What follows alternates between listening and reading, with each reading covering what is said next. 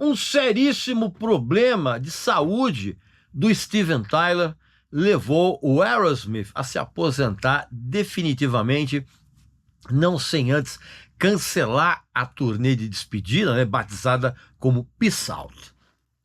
Foi um final de carreira muito triste e, ao mesmo tempo, foi um dos grandes exemplos dignos de honestidade em relação aos fãs. Por que eu estou falando isso? Porque em vez de faturar uma grana enorme com a devoção do público e entregar shows aquém do que sempre se espera da banda, cara, os caras resolveram ser honestos e encerrar a sua história admitindo que eles não conseguiriam entregar um show com um nível mínimo de excelência em cima do palco. Neste vídeo aqui eu vou explicar melhor toda essa história e por que eu tenho tal opinião. Presta atenção.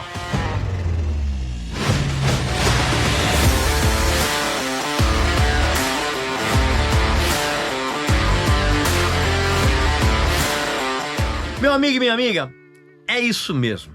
O Aerosmith deu a sua última respirada. Esse final de carreira melancólico, que pegou todos os fãs de surpresa, aconteceu porque o Steven Tyler, quer você admita ou não, é um senhor de 76 anos de idade que cometeu todos os excessos farináceos do capeta que você possa imaginar. Ele mesmo sempre admitiu isso com total honestidade e franqueza. O Steven Tyler acabou tendo um problema de saúde seríssimo e raro, tá? Que só acontece em casos de acidente de trânsito ou quando você está praticando esportes, cara. Ele sofreu uma ruptura tão grave nas cordas vocais que acabou causando uma fratura de laringe, cara, na parte frontal do pescoço, onde fica a traqueia. Isso aconteceu em setembro do ano passado, durante o terceiro show dessa turnê de despedida, né? Que, inclusive, o show que rolou em Nova York. E na época, inclusive o guitarrista Joe Perry, ele disse que o Steven Tyler ele começou a sentir dor, cara, por volta da terceira música daquele show. E aí, quando a apresentação terminou com Dream On, o Steven Tyler foi direto para o hospital e, daquela noite em diante, ele passou a se submeter a um longo e doloroso processo de recuperação. Dias atrás, inclusive, eu cheguei a ver um vídeo recente em que o Steven Tyler cantou Mama King junto com o pessoal do Black Crowes, cara. E eu achei, como todo mundo achou, que ele tinha resolvido bem o problema. Só que aparentemente ele não se recuperou tão bem a ponto de encarar uma extensa e estafante turnê de despedida. Eu conversei com um amigo médico e ele disse que provavelmente o que aconteceu foi que, com o passar dos anos, a cartilagem da laringe dele, cara, tenha ficado mais rígida. E, consequentemente, na hora que ele forçou ao máximo para cantar, acabou acontecendo a tal da fratura. Para não piorar o inchaço e as dores da garganta, ou mesmo ter falta de ar, voz rouca e tosse com sangue, ou, na pior das hipóteses, comprometer permanentemente as cordas vocais e até mesmo comprometer o sistema respiratório, o Steven Tyler desistiu da carreira. Agora, vamos ser francos, esqueça o triste motivo e você vai entender que o fim do Aerosmith não foi exatamente uma surpresa, né? Ainda mais quando vocês sabem aquilo que eu já contei num outro vídeo aqui no canal, que todos os integrantes da banda se odeiam entre si, eles só se comunicam por meio dos seus assessores pessoais e dos seus advogados particulares, que inclusive viajam com a banda, né, nas turnês já há muitos anos, e que eles só fingem algum tipo de camaradagem quando alguma câmera de TV ou de alguma mídia famosa tá ligada na frente deles. O que aconteceu com o Aerosmith, cara, é o mesmo que a gente já viu acontecer com muitas outras bandas lendárias e artistas famosíssimos. Acontece o desgaste inevitável da fórmula musical, o desgaste do tempo, e tudo isso é agravado pela corrosão completa das relações interpessoais, cara. Simples assim. Da mesma forma como aconteceu com o Guns N' Roses. E a história toda do Guns N' Roses, desses problemas, da história dos bastidores, das sacanagens, das brigas, cara, tá tudo relatado nesse livro espetacular, A Saga do Guns N' Roses, escrita pelo Stephen Davis, que realmente desvendou tudo o que aconteceu nos bastidores da banda, todas as tramóias, os quebra-paus, as brigas, a desonestidade, as confusões dos shows. Tá tudo explicado minuciosamente nesse livro incrível que eu recomendo. Só que essa edição aqui esgotou completamente, né? E você vai ter a oportunidade de adquirir a edição em brochura, que é o mesmo texto, né? Só que com um acabamento um pouco mais simples e o preço é mais barato.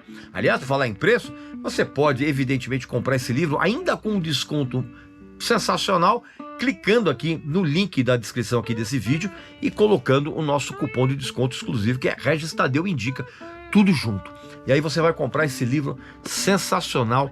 Não dá para parar de ler, tamanha a quantidade de histórias escabrosíssimas e detalhes que quase ninguém conhecia até então da trajetória do Guns N' Roses. Cara, eu recomendo muito esse livro aqui, não só para quem gosta de rock, mas para quem gosta de música e principalmente para quem gosta de histórias de bastidores. É um negócio sensacional, que eu recomendo esse livro aqui. Voltando a falar aqui do Aerosmith, desde o auge criativo nos anos 70, com os discos absolutamente brilhantes, como os antológicos Toys in the Attic, de 1975, e o Rocks, de 1976, que essas edições originais importadas, cara, originais da época, tá? Fora os outros discos absolutamente incríveis que a banda tem. Como, por exemplo, o álbum de estreia, Aerosmith, que é uma dos melhores discos de estreia de todos os tempos, apesar de ter uma capa absolutamente medonha. Tudo que eu tô mostrando aqui são as edições originais importadas, tá? Outro disco incrível que é o Get Your Wings, de 74, que é incrível. O Down the Line, de 1977, tá? E tem esse ao vivo aqui, que é um dos discos ao vivo mais incríveis, né? Que é o Live Bootleg, também numa edição original da época, edição americana importada. Qualquer hora eu vou dar uma destrinchada nesses discos aqui, lá no Clube VIP. E tem também os discos criminosamente subestimados, que eu tinha as edições importadas, passei para frente para pegar os CDs e agora eu tô atrás dessas edições originais de novo. Uma hora eu vou encontrar, mas assim, tem dois discos criminosamente subestimados, que é o Night in the Ruts, tá? E o Rockin' in a Hard Place, cara. Que aqui já não tinha o Joe Perry nem o Brad Whitford. Fora que tem outros discos também incríveis que pouca gente fala, cara, que é o Done with the Mirrors, né, quando eles voltaram, e tem também o Permanent Vacation. Ora, eu vou fazer um vídeo só para destrinchar essa discografia do Aerosmith lá no Clube VIP. Mas enfim, então desde esse auge absolutamente criativo nos anos 70, isso é comprovado, isso todo mundo reconhece, até mesmo a fase mais comercial da banda, que tem os discos também muito bons, como é o caso do Pulp, né, que é de 89, e tem o Get a Grip, que é de 1993, cara. São discos também muito bons. Então, em todas essas fases, cara, o Aerosmith, ele trilhou um caminho, vamos dizer assim, que parecia ter um brilho eterno. Só que nessa fase comercial, esse brilho também acabou se apagando, mais precisamente quando eles passaram a lançar uns discos bem irregulares, como é o caso do Nine Lives, de 1997, o terrível Just Push Play, de 2001, e o decepcionante, mas interessante, Music from Another Dimension, de 2012, tá? E mesmo durante esse período, eles soltaram um ótimo disco de covers, que é o Rockin' on Bobo, de 2004. E eles acabaram mostrando, nesse disco aqui especificamente, que o Aerosmith poderia soar muito melhor quando ele deixava de lado os objetivos comercialoides da carreira, né? E de lá para cá, houve uma tentativa de ressuscitar o rock and roll da parte do Aerosmith, como quem tenta acordar um morto que já virou uma múmia, usando apenas a força das suas apresentações ao vivo. A criatividade do Aerosmith nos últimos anos já não era a mesma, e a energia daqueles anos dourados acabou sendo substituída por uma fórmula, vamos dizer assim, que só parecia funcionar para aqueles fãs que ainda se impressionavam com guitarra distorcida e com um refrão grudento que dava para cantar.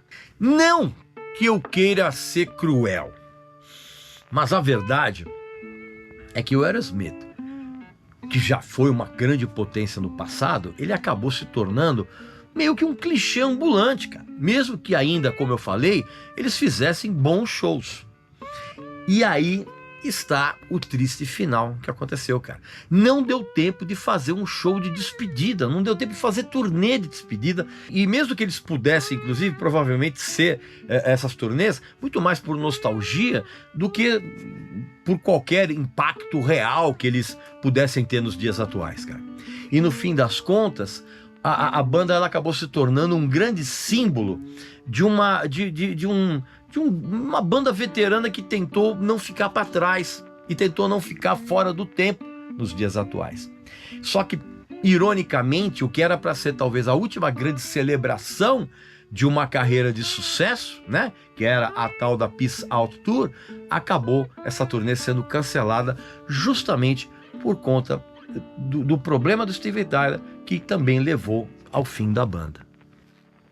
É claro que daqui a alguns anos o Aerosmith vai se transformar numa lembrança nostálgica de uma banda que teve um passado bastante grandioso, sem sombra de dúvida, e na verdade uma banda que foi um dos últimos epítomes roqueiros que encenaram aquela tríade sexo, drogas e rock and roll, e com intensidade e capturada tanto por um espírito vibrante e também, ao mesmo tempo, por uma daquelas histórias de decadência e ressurgimento que a gente tanto gosta. Pois bem, meu amigo e minha amiga, essa é a minha opinião a respeito do final melancólico, mas pelo menos digno do Aerosmith. Aqui nos comentários, coloca a sua opinião a respeito, que eles fizeram bem realmente em não fazer essa turnê, em respeito ao público. Coloca aqui quais são os discos do Aerosmith que impactaram a sua vida, tá? E não esqueça, evidentemente, de adquirir esse livro aqui, A Saga do Guns N' Roses, que é absolutamente sensacional, tá bom? Então um abraço, saúde para você, para sua família, para seus amigos e até a próxima.